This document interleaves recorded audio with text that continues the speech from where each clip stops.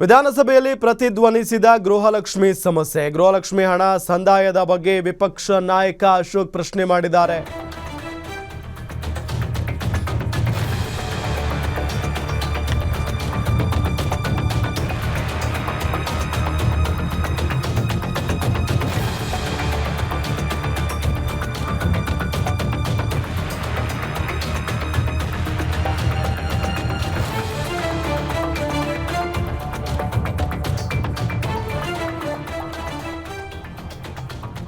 ಗೃಹಲಕ್ಷ್ಮಿ ಹಣ ಸಂದಾಯದ ಬಗ್ಗೆ ವಿಪಕ್ಷ ನಾಯಕ ಅಶೋಕ್ ಪ್ರಶ್ನೆಯನ್ನ ಮಾಡಿದ್ದಾರೆ. ಗೃಹಲಕ್ಷ್ಮಿ ಹಣ ಸಂದಾಯವಾಗಿದೆ ಅಂತ ಸಿದ್ದರಾಮಯ್ಯನವರು ಹೇಳಿದ್ದಾರೆ.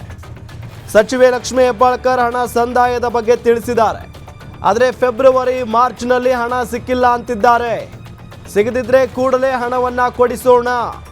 ನನ್ನ ಪ್ರಕಾರ ಆಗಸ್ಟ್ವರೆಗೂ ಹಣವನ್ನ ರಿಲೀಸ್ ಮಾಡಿದ್ದೇವೆ. ಹಣ ತಲುಪದಿದ್ದರೆ ಕೂಡಲೇ ತಲುಪಿಸ್ತೇವೆ ಅಂತ ಸಿಎಂ ಸಿದ್ದರಾಮಯ್ಯನವರು ಮಾತಾಡಿದ್ದಾರೆ. ಸಿಎಂ ಮಾತಿಗೆ ಶಾಸಕ ಸುನಿಲ್ ಕುಮಾರ್ ಮರು ಪ್ರಶ್ನೆಯನ್ನ ಮಾಡಿರೋದು. ಸದನಕ್ಕೆ ನೀವು ಸುಳ್ಳು ಹೇಳಿರೋದ್ರಿಂದ ಹಕ್ಕುಚ್ಯುತಿಯಾಗಿದೆ. ಸದನದ ದಿಕ್ಕು ತಪ್ಪಿಸಿದ್ದೀರಾ. ಕೊಡೋದೇ ಇರೋದು ವಾದವಲ್ಲ. ಸದನದಲ್ಲಿ ಬಿಜೆಪಿ ಶಾಸಕ ಸುನಿಲ್ ಕುಮಾರ್ ಕಿಡಿಕಾರಿದ್ದಾರೆ. ನಡೆಯುವಂತ ಚರ್ಚೆಗೆ ಉತ್ತರ ಕೊಡ್ತಾರಲ್ಲ, ಅದಕ್ಕೆ ಅಥೆಂಟಿ ಬೇಕು. ಅದೇ ಇಲ್ಲ ಅಂದ್ಮೇಲೆ ಈ ಸದನಕ್ಕೆ ಏನ್ ಬರ್ಬೇಕು? ನಾವು ಚರ್ಚೆ ಏನ್ಕಾಗ್ಬೇಕು? ಮುಖ್ಯಮಂತ್ರಿ ಈ ತರ ಯಾಕೆ ಕೊಡ್ತೀರಾ? ನಾವು ನಿಮ್ದೇನ ಸಮಸ್ಯೆ ಇದ್ರೆ ಇದು ಮಾಡಿದಳಿ ಮುಖ್ಯಮಂತ್ರಿಗಳು ನಾನು ಕೇಳ್ತೀನಿ.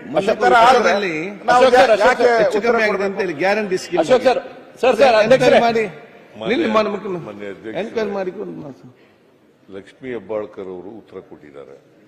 ಆಗಸ್ಟ್ ವರೆಗೆ ಗೃಹಲಕ್ಷ್ಮಿ ಹಣನ ಸಂದಾಯ ಮಾಡಿದ್ದೀವಿ ಅಂತ ಹೇಳಿದ್ದಾರೆ. ಅವರು ಮಾನ್ಯ ಸದಸ್ಯರು ಹೇಳ್ತಾರೆ ಫೆಬ್ರವರಿ ಕೊಡ್ಲಿಲ್ಲ ಅಂತ. ಫೆಬ್ರವರಿ ಮತ್ತೆ ಮಾರ್ಚ್ನೆಲ್ಲ ಫೆಬ್ರವರಿ ಮಾರ್ಚ್ನಲ್ಲಿ ಬಂದಿಲ್ಲ ಅಂತ ಹೇಳ್ತಾರೆ. ಫೆಬ್ರವರಿ ಮಾರ್ಚ್ನಲ್ಲಿ ಕೊಟ್ಟಿಲ್ಲ ಅಂತ ಹೇಳ್ತಾರೆ.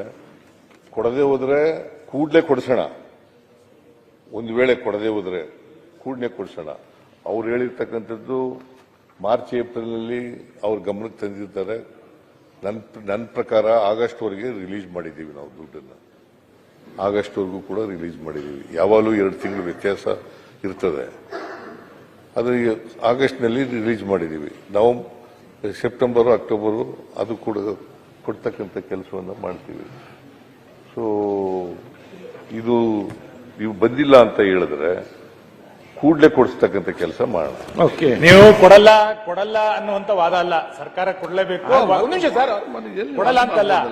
ಸದನದಕ್ಕೆ ಸುಳ್ಳು ಹೇಳಿದ್ರಿಂದ ಸದನಕ್ಕೆ ಇದು ಹಕ್ಕುಚ್ಯುತಿ ಆಗಿದೆಯಾ ಅಥವಾ ಸದನಕ್ಕೆ ಅಗೌರವ ತೋರಿಸಿದಿರಾ ಅಂತ ಹೇಳಿ.